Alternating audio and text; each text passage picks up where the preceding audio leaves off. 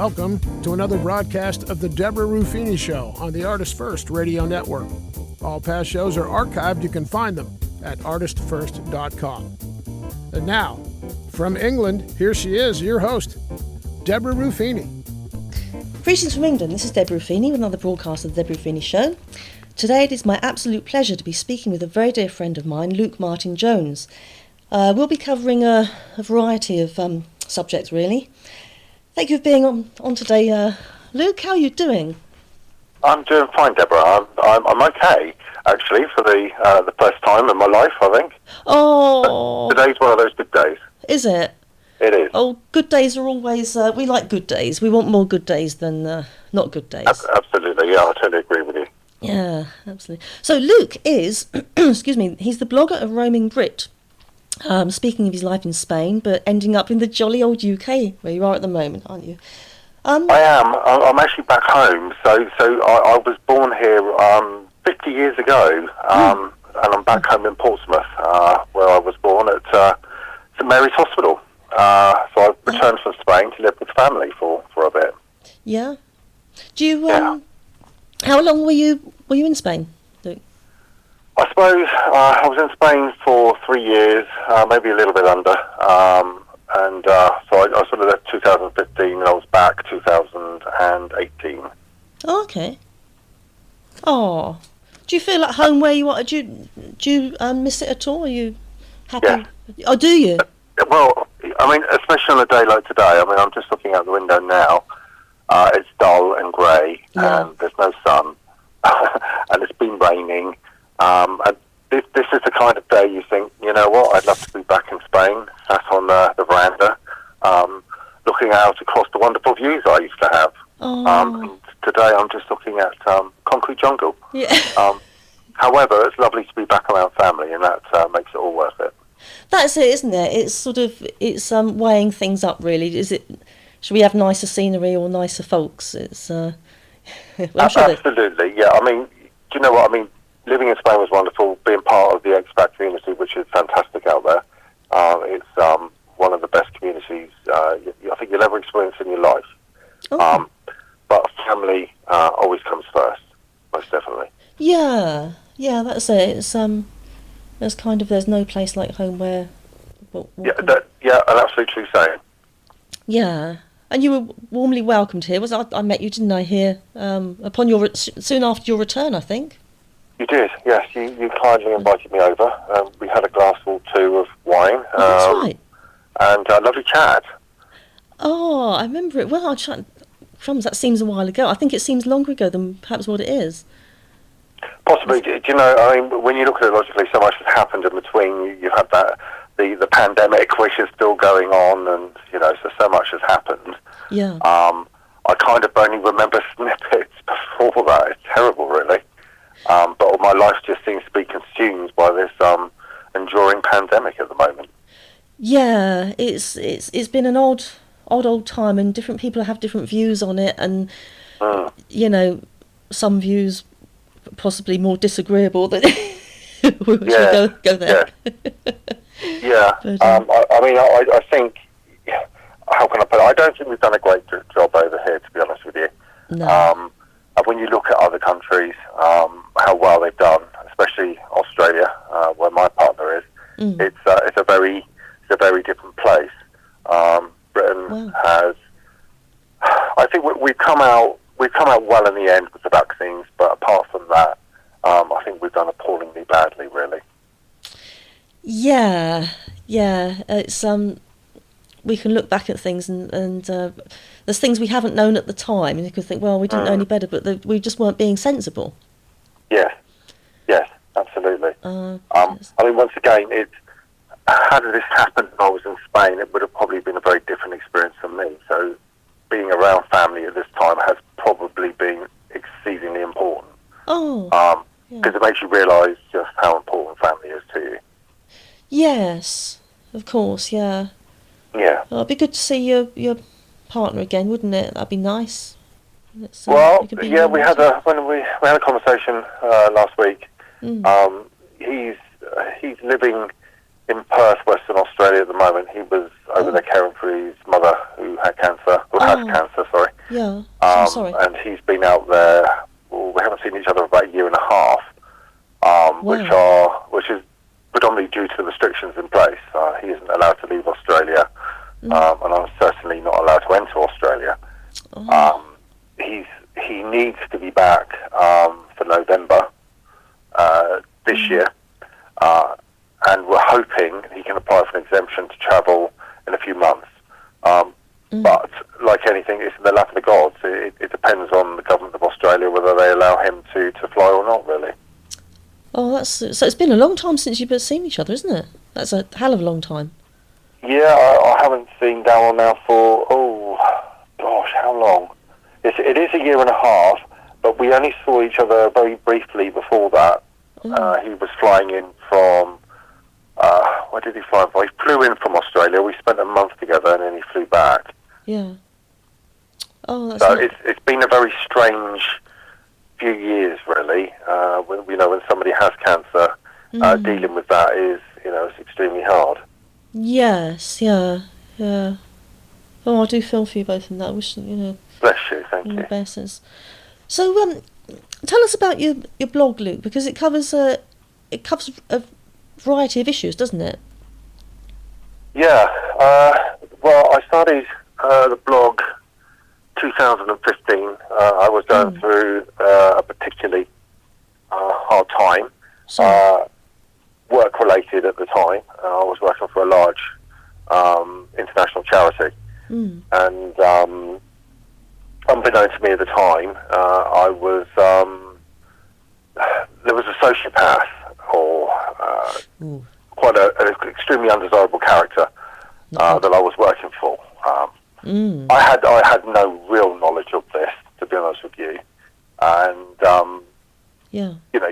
you pick up little bits of information to go along, and you think, well, that doesn't sound quite right, and they may be talking to you in a rather terse way, and you just think to yourself, okay, that's maybe just their way. Yeah. But as time sort of moved on, I became aware that this person was particularly nasty, to put it quite mildly. That's not good. I had extreme amount of stress. My partner was also working for the same charity at the time as well. Right. And he was taken out of work because of the stress he was under. He was safeguarding a particular vulnerable member of staff, and he was bullied. There was an element of homophobia, which was awful to contend with. I bet. There were threats, etc., etc. Now these were from not the charity itself. I would not want to say that, but they were from people who were working in the charity. It's disgusting. We obviously made police for help, but they went. They were ignored, in effect. Oh. So it was an extremely difficult time, and this was the period that made me start blogging. Was it? So you initially blogged about the situation before living in Spain and experiences living in Spain. Oh, that's interesting. Yeah. It was a period just before that. That was the catalyst that allowed me to put pen to paper, really. Yeah. Sometimes when you are going through stress, by writing down how you feel, or I was told to keep a diary of events anyway, and this was the perfect opportunity to set up a blog. Yeah. And it worked well, because it gave me something to look back on and think, well, no, actually I was experiencing this pain. It wasn't in my head. It wasn't made up. And it was a great precursor to the blog today, really. Wow, that's powerful. And I'm sure, no doubt, that helped others in reading this, because I think there's a lot of not too savoury characters not very nice characters out there who, as soon as you read something, oh, hang on, I can identify this with a person I know. So that was a blessing. Yeah, absolutely. I think the biggest, the best aspect of blogging was the contact I had with other people.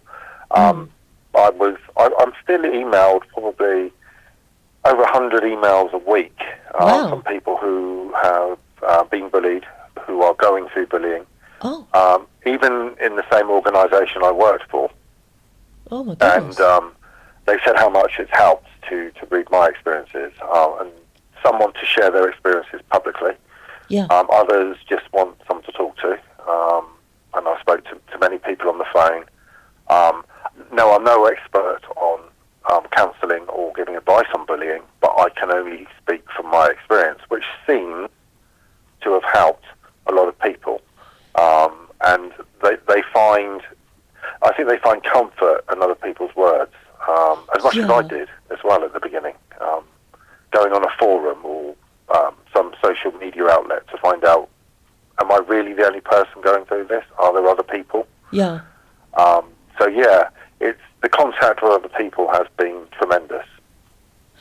Well, to the audience, it was Luke who actually informed me on what narcissistic personality disorder was, wasn't it? Because I was, at the time, I was going through, I think I'd just gone through a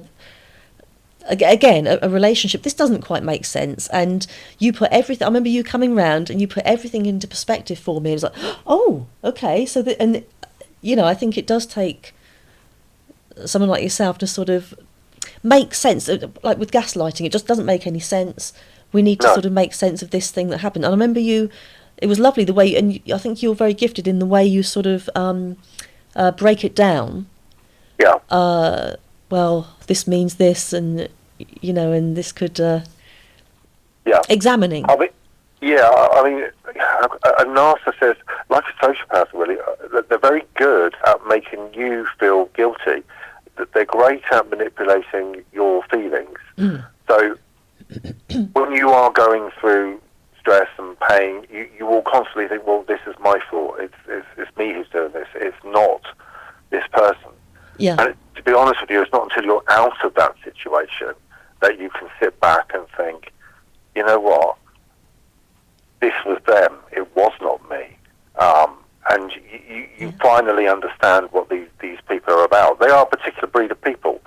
I find myself these days, everyone I meet, I'm thinking, oh, are they going to be one? Are they not? And I'm constantly judging.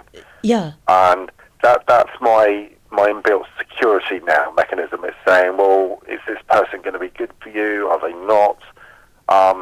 And actually, it's only probably in the last, 6 months that I've become a little bit more comfortable about inviting people back into my life. It does take a long time. And you have to come to terms with what happened in order to move on and then become more relaxed around people. It does take a long time. Yeah, of course, because they always start off quite charming and well, actually, do they? Is that? I wonder if they do, or I wonder if some are just genuinely mean, or whether some are. Don't know. Like the love I think initially, the person who I was, I suppose, at loggerheads with as such, was charming. She was. She was like a Mary Poppins character. Oh, right. She was honestly someone I thought I could trust and speak to. She was quite motherly and she was quite nurturing. Yeah. And she was actually a joy to be around. Oh, okay. But that gradually changed. I can't pinpoint when it changed, but there became a point where I started to question her motives and who she really was. And yeah, it happened. I suppose it happened gradually, so I didn't really notice it as such. Right. Were there triggers? Was there anything that you could sort of? Was it something that disagreed with her, or upset her, or did she just change on with no reason?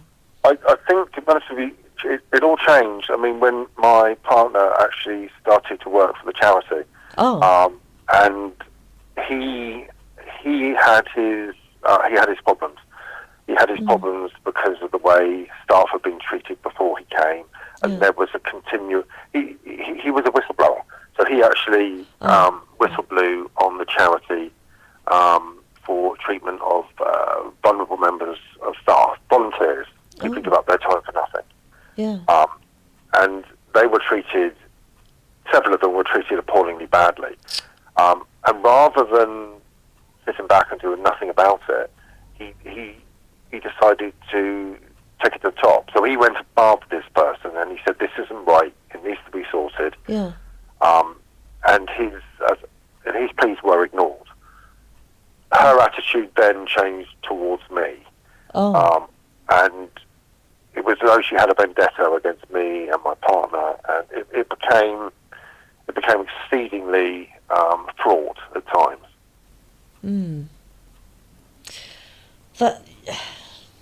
Yeah, she was showing her true colours. Yes. But that was applaudable for your partner to actually do something about it, because a lot of people would put their head in the sand and you know, but that's, yeah. That says a lot. I mean, I think the one thing you find with sociopathy and narcissism and such, you have that one person, so you have that one person at the top, the nasty individual as such. However, they come across as lovely, wonderful, you know, you get on with them fantastically well. They're charmers, they've got great personalities. But they also have these other people around them that, I suppose you call it doing the dirty work. They're the ones who, you know, cause the problems, who offer threats, etc., etc. They're the ones initially that you realise there's something up and these people are in your life. But that's that one person at the top telling them what to do. They're the disciples as such. They're the people who do the dirty work for them.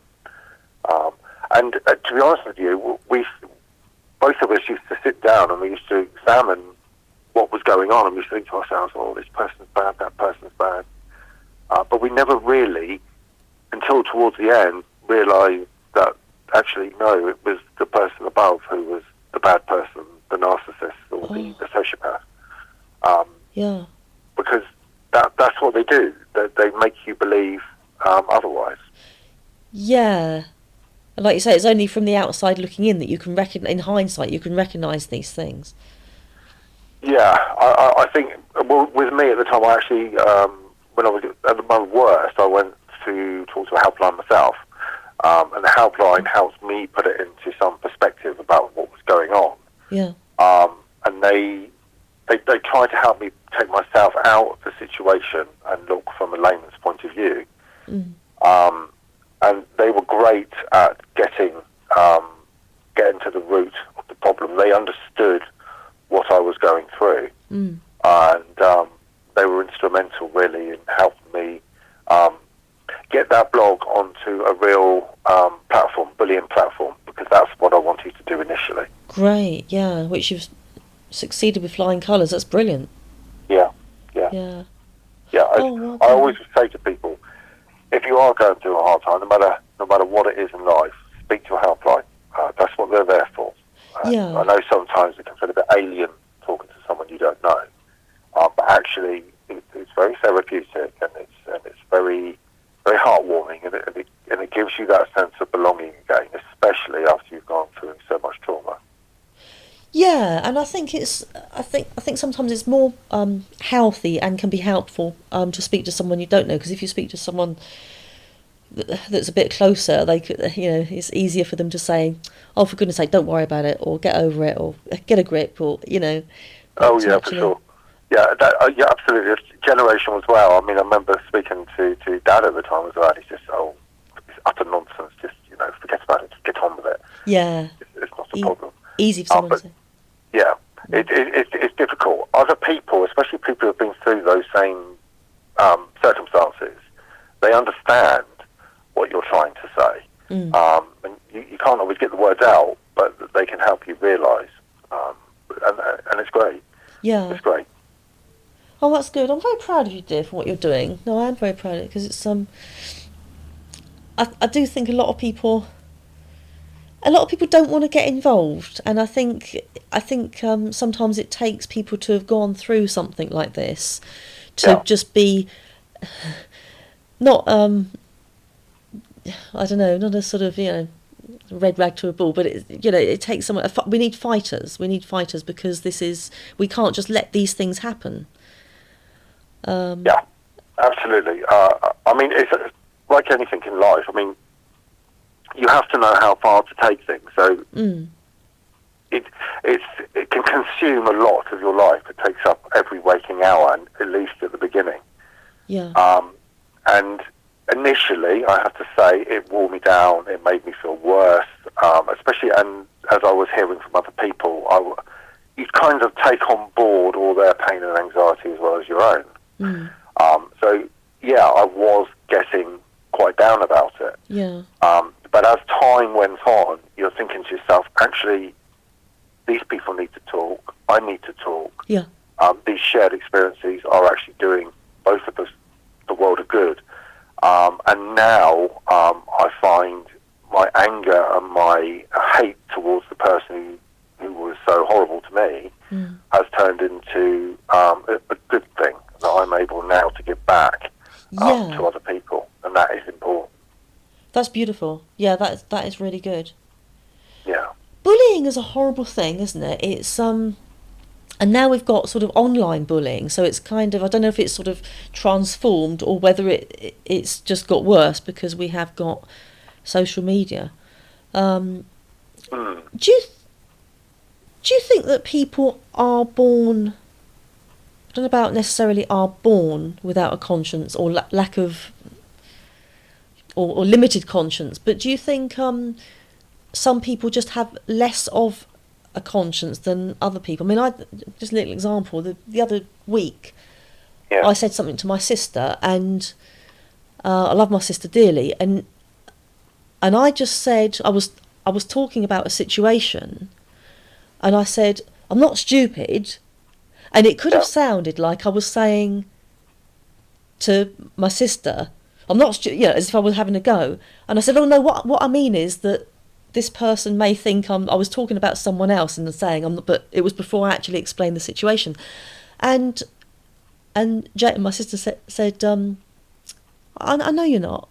And the way she said it was as if she thought I'd said that to her. And I felt really awful for like 3 days afterwards. And she knew that I didn't mean it against her.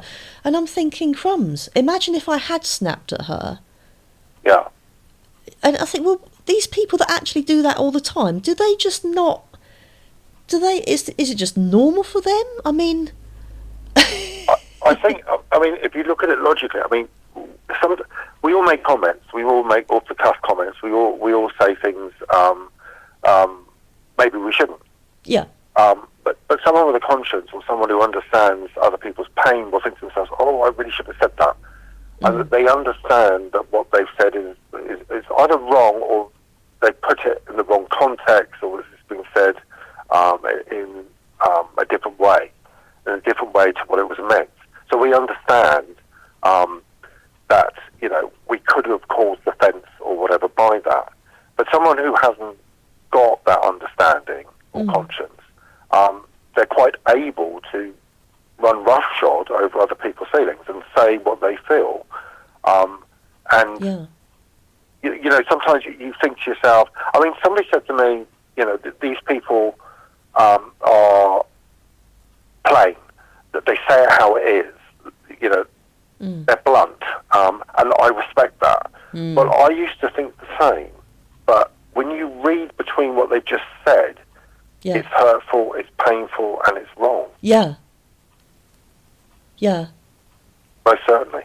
You're absolutely right. Do you know, something actually made me laugh. I look back and laugh about it.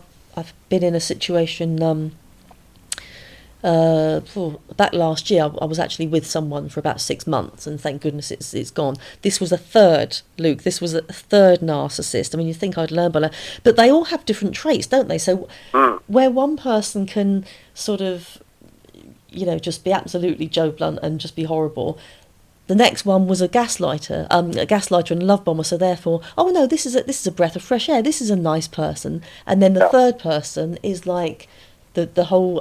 Is it mirroring? Oh, I've been with a narcissist as well. Oh, that we've got this in common. We can both help each other. But you know what I noticed, Luke? That was really funny. That she would say, keep harping on about being an empath, but she'd say, because I'm an empath, I feel things deeply. Right. But she'd never say, I feel things deeply for other people. It would always be, I'm an empath, I feel things deeply. And I'm thinking, you're missing the whole point of what an empath is. Yes, yeah. The trouble is, these people are great mimickers. So Yeah. they will mimic other people's traits. When you look at, how can I put it? I was drawn in by, a number of different people, even after the event. So even when I was living in Spain and I thought I was away from all this horrible narcissistic behaviour, etc., etc., I thought everyone was wonderful out there. They were welcoming and all the rest of it. But, again, even underneath that surface, there were still people there. And I used to observe and watch, and I used to look at the way they interacted with other people.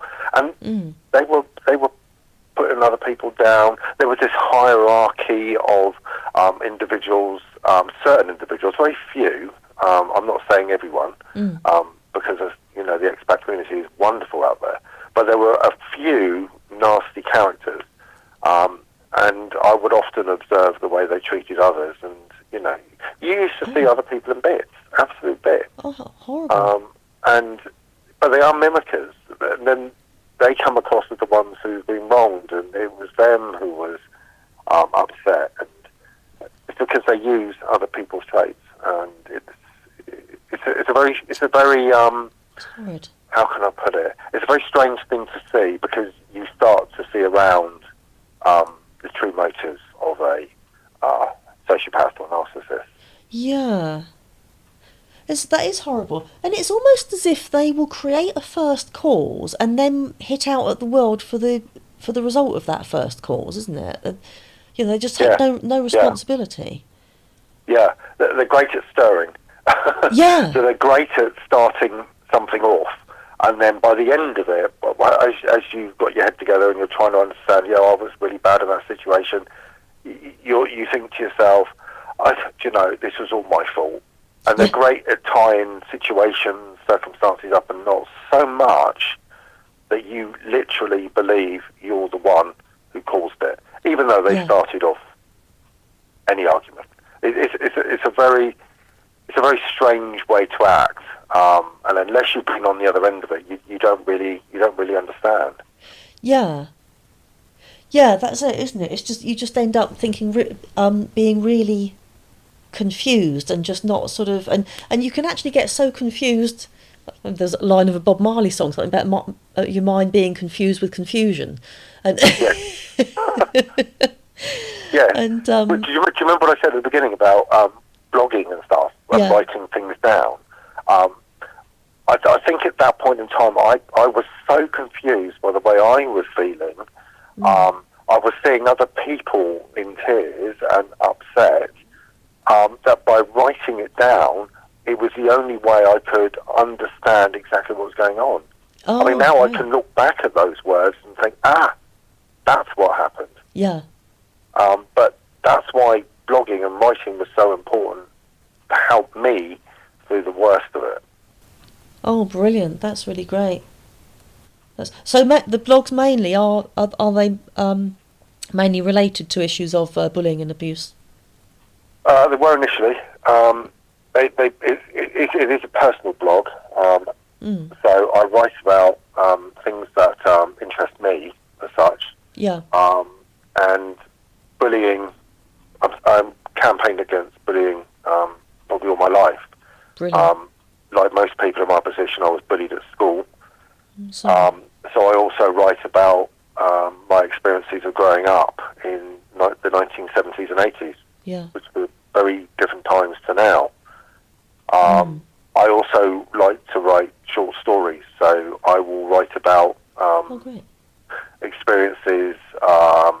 One of the ones I wrote about recently was called "The Streets," about being homeless, living on the streets. It's all things that interest me, and around this is my own personal struggles. Right. Whether that be my partner in Australia or health issues, etc., etc. Yeah. It's very cathartic to actually do this. And I think, I mean, as a child, I used to write a diary as well, and I used to love writing things down, recording things. I'm a great recorder. Yeah. So I like these things to look back on, and I often spend a day or two going through old notes thinking, that was better times, or that was terrible times. Yeah. So yeah, I like to record things. Yeah, it's a very it's a great experience. It is cathartic. Yes. Yeah, and I think you're a very creative person. So it's, yeah, no, I think it's therapy, isn't it? It's getting it out there. It's expression. It's expression. I mean, other people may paint. Other people, a lot. You know, people have their own. Everyone has their own. How can I put it? Everyone has their own thing that they enjoy doing. Their creative side that they can't do that often. I mean, when you're working 24/7, you don't necessarily have a lot of time to do what you enjoy doing most. Yeah, that's true. So I do find the time to write, even if it's just a day a week, especially working all the hours I work now. And it's that release. So even though I'm still working, it's a release as such. It takes me off to another world. Yeah, that's good. And that's something to sort of kind of look forward to and you know, keep you going in difficult times. Yes. Yes, absolutely. The pandemic was a prime example. So I had various things while the pandemic was going on. One of them was called Photographs of Hope, where people were sending photographs they'd taken which would give them hope for the future. Oh, great. And then there was another one with lockdown stories, what people were doing to help themselves through lockdown. So I think the whole idea of Roaming Brit is to bring everyone in and allow them to contribute in some way their own stories, their own feelings, and you know, we also have guest bloggers, so we have several people who write about their feelings, how they've been bullied, and it works. It seems to work for other people, and that's why I've continued to do it. Brilliant. Good on you. That is very applaudable indeed. Has there ever been a case? I mean, obviously all aspects of bullying and degrees of bullying are very serious, but has there ever been one case that has sort of stuck with you and that you found quite hard to, you know, sort of deal with? Yeah.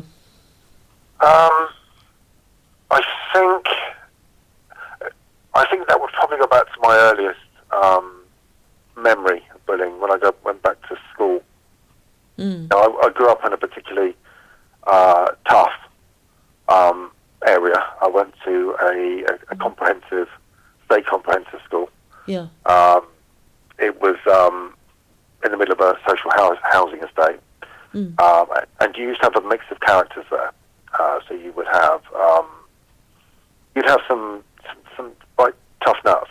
Oh. And I remember it must have been, my first day at secondary school, where I was bullied. Oh, right. Sorry. We used to have a big hill at school, and all I remember is just rolling down this hill, and I smacked my head on a bench at the bottom. Oh. And that was through, you know, older kids showing their authority, really. So I think that has stuck with me. Yeah. And I can still feel that pain in my head as well. It's still there. Can you? Yeah. It's stuck with me all these years, and it's sort of a warning, really, that this sort of thing shouldn't happen. No. I mean, back in 1983, it was a case of teachers saying, "Oh, these things happen. Don't worry about it. Pick yourself up and get on with the rest of your day," even though you have blood streaming down your head and you've just been attacked. Yeah. Today it will be a very different matter, or one would hope so. So yeah, it's that first initial taste of bullying that really stuck with me and still sticks with me today. Yeah, of course. No, that is quite a horrific thing to, and it's the whole thing of I think, yeah, with something like that, it's because someone's taken this person as a thing for entertainment and let's all laugh at. If it was someone doing it on their own, it would be less likely to be a gang of people, or it's horrible because it's having a laugh out of someone's pain, someone's expense.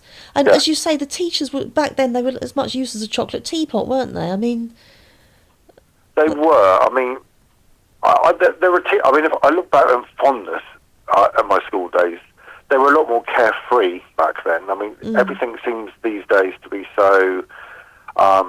It's tailored towards exams, and you must do this, and you must do that, and you must do well. Back then, it was a little bit more carefree. I have to admit, I wasn't particularly focused in any one direction about getting good grades for this, that, and the other. I was a bit of a loner, and I went through life. I just drifted through life, really. I got good grades, managed to go to college and university, but the teachers themselves were not. They wouldn't stand up, and they wouldn't protect children in the same way they possibly do today. no. But again, a teacher can only do so much. In this day and age, there's so many rules and regulations that prevents them from doing too much. So in a lot of cases, you find mental illness and very prevalent among school kids. And yeah, the referrals to, I think it's CAMS is going up and up and up because children are dealing with far more than what I probably did. Yeah, It's a different culture as well now. They've got this culture, this knife culture, which exists around every corner. This gang culture. This, everyone has to conform to this way of being, and it's so. Oh, it's such a. I think it's a terrible world to bring up a child in these days. Yeah, I can imagine. It's not good. No. I spoke with. Sometimes I see her around locally. Actually, it was a girl that I was at school with, and we were both bullied for different reasons. Yeah. But she was the girl who.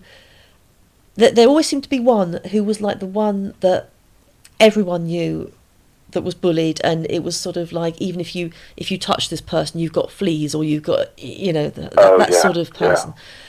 She had dyslexia, and she had a bit of a speech impediment as well.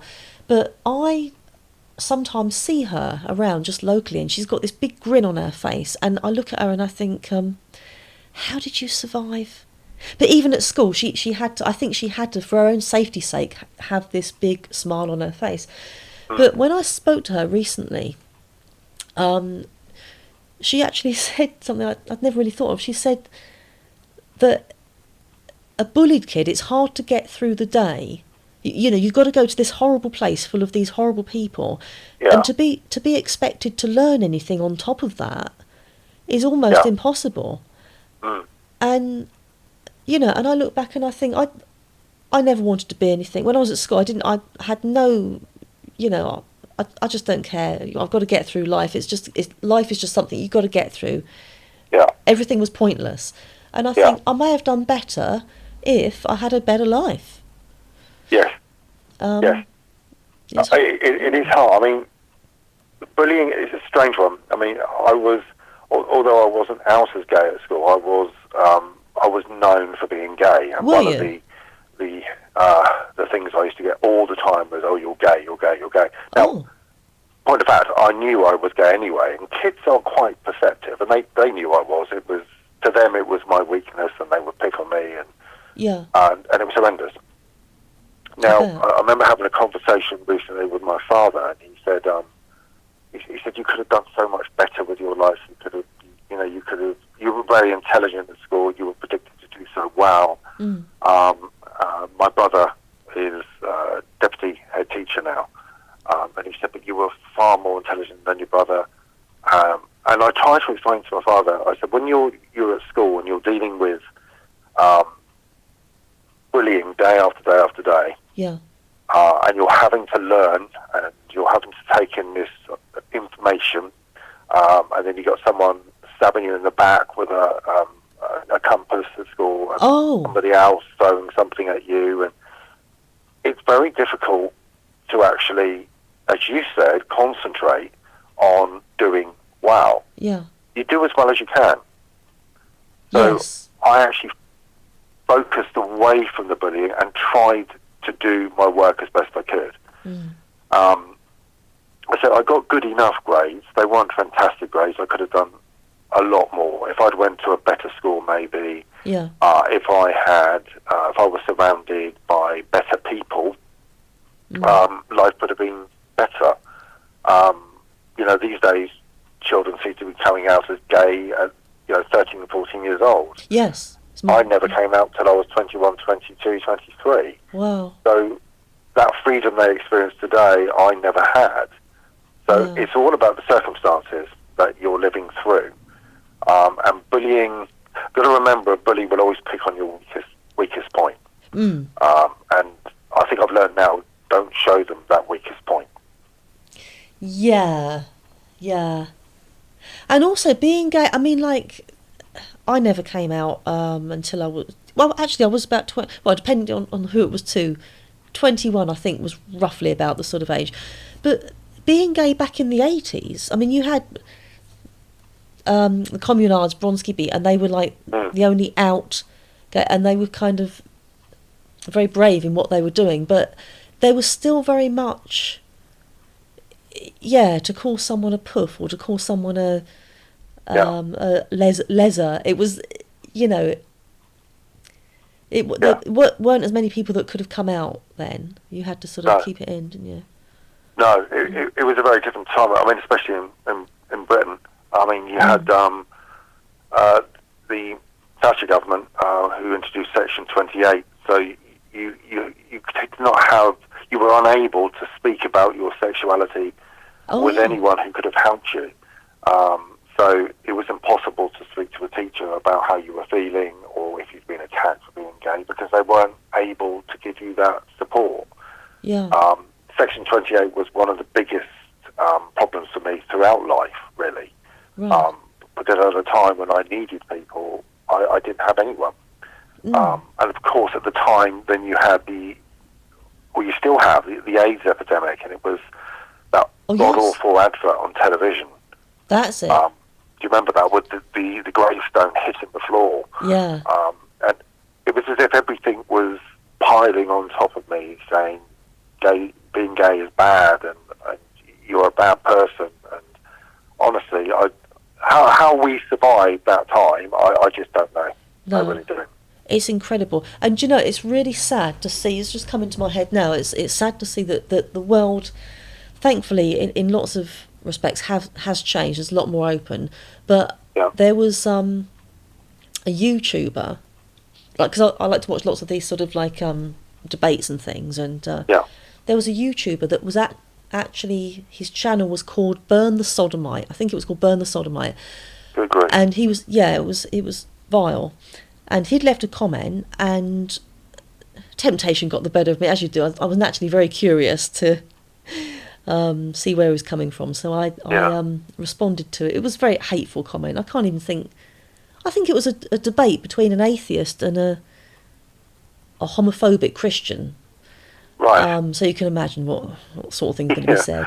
Yeah. But this guy had left a comment, and I just said, it's interesting that you're defining yourself by, your YouTube name. You're actually defining yourself by calling yourself that. And I couldn't get any logic out of him. And even when I said, can you please mention one place in the Bible where it speaks against loving same-sex relationships? And of course they can't, because there's nothing in Scripture that does that. But all he kept wanting to talk about was feces and rectums. Right. I thought, that's all they all go back to. That's where it goes back to on every occasion. These are the people who have that fascination more than gay people themselves. Well, yes, it's very strange. I said that to him. I was saying that you're the one that keeps talking about, and I said also this whole thing that you keep on about sodomy this and sodomy that. What about heterosexual men that practice this with their women? Are they equally as yucky in your eyes? But it's still the same practice, And you couldn't get any, as you can imagine, what you can't get an ounce of rationality out of that sort of character. You can't. I think, sadly, for a while, after the 80s, during the 90s, early 2000s, we were getting somewhere. Gay people were getting rights. We were able to marry. We were able to do all the things that heterosexual couples were also allowed to do. Yeah. And I actually, for the first time in my life, thought, you know what? I feel comfortable with who I am now and where my life is heading. Great. It took a while. It took long enough. Yeah. But I was. But sadly, especially in recent times, we seem to be heading back to a very dark place. And I find that a little bit concerning. Very concerning. Yeah, do you? Do you feel... Yeah, that's interesting you say that. It crossed my mind. What in particular is making you say that, Luke? Well, when you look at, especially Eastern European countries, Hungary's a prime example. They're now introducing a law similar to our Section 28. Right. Extremely right-wing populist government. The world after Trump is full of populist right-wing government. Yeah. Now, I'm a capitalist. I believe in the free market economy, etc., etc. But I'm talking about extreme right-wing politics where people like myself are not a part of it. And it's becoming more prevalent. Russia itself is another prime example.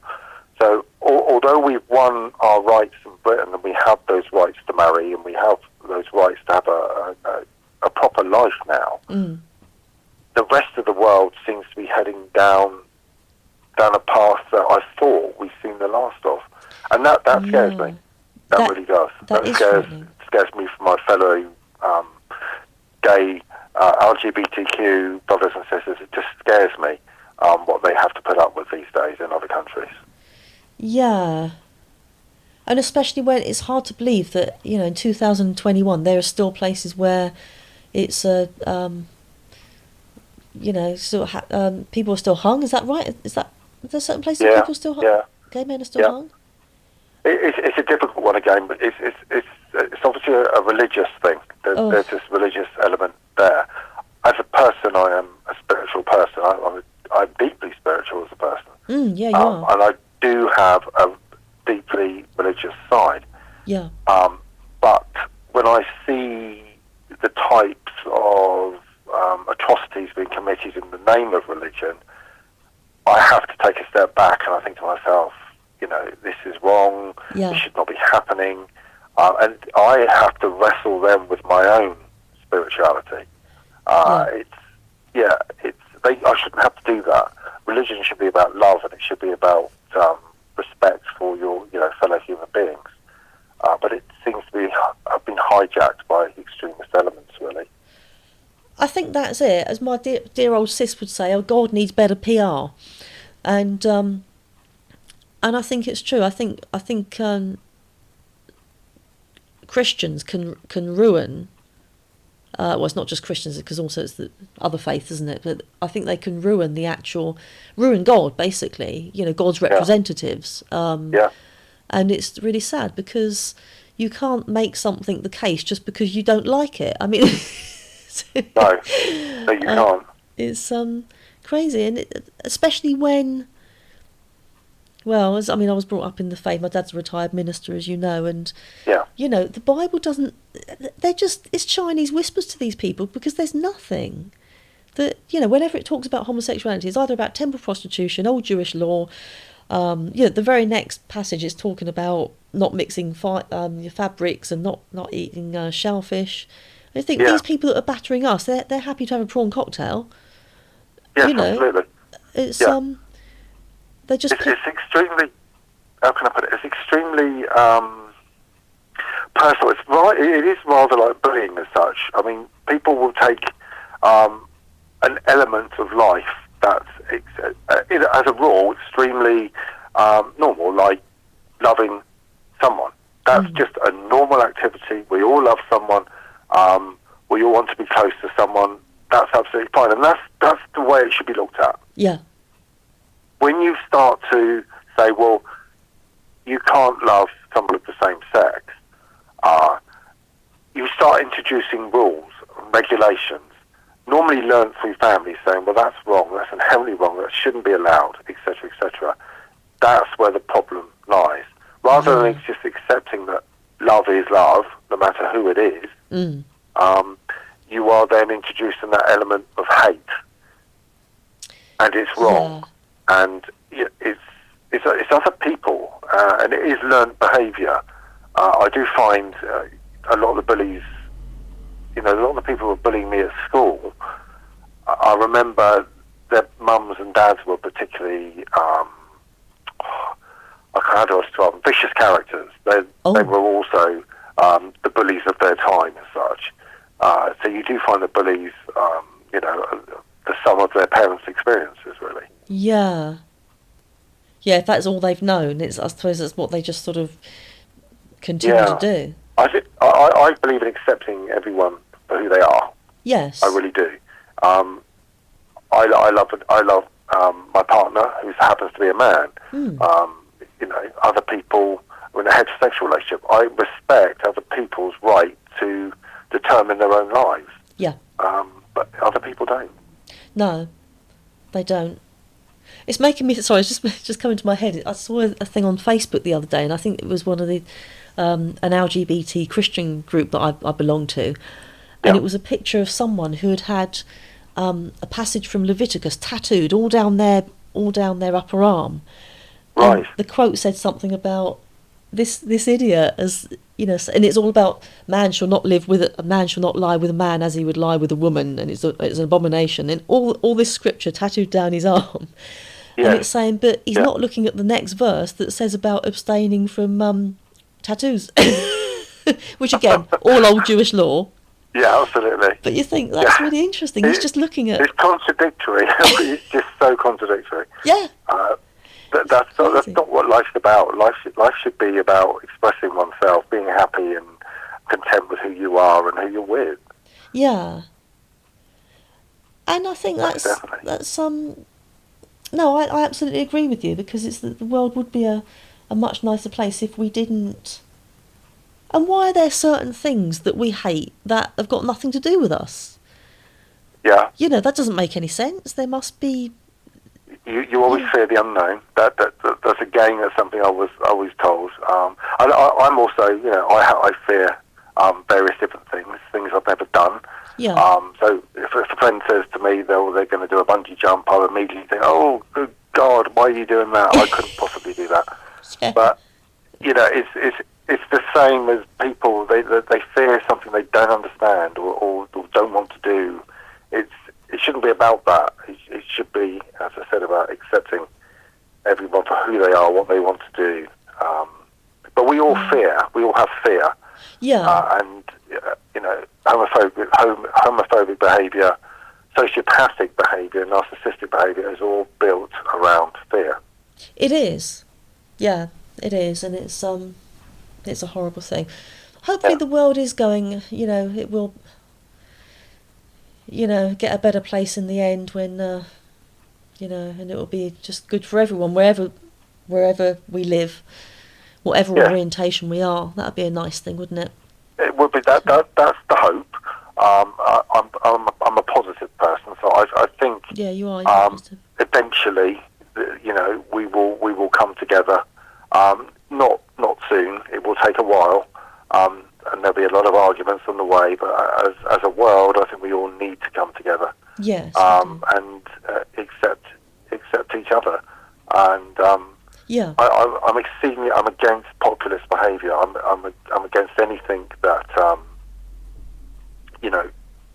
keeps the rest of us down. I want people to be free, and I want people to enjoy the same things other people can. Yeah. It's a very one-sided world at the moment. It is. Oh, that's a lovely note to be leaving off with. That's words of wisdom. Thank you. I appreciate that. You're welcome. Oh, my dear friend, it's been wonderful to have you on the show, and thank you so much for your insight into things. Luke's always a great pleasure too. Very enlightening and very helpful. Always It's turn been to you lovely for talking to you too, wisdom. Deborah, as well. Oh, it's always a pleasure. Thank you very much. And yeah, wish you all the best with the blog, which will be featured on the homepage, if that's okay. Absolutely wonderful. Artist Yeah, First. thank you. So yeah, it's www.roamingbrit.com. And Great. thank you for your contributions to the blog as well. Oh, you're more than welcome. No, it's always a pleasure. Absolutely. And to the audience, thank you for tuning in. Until next time, lots of love and God bless.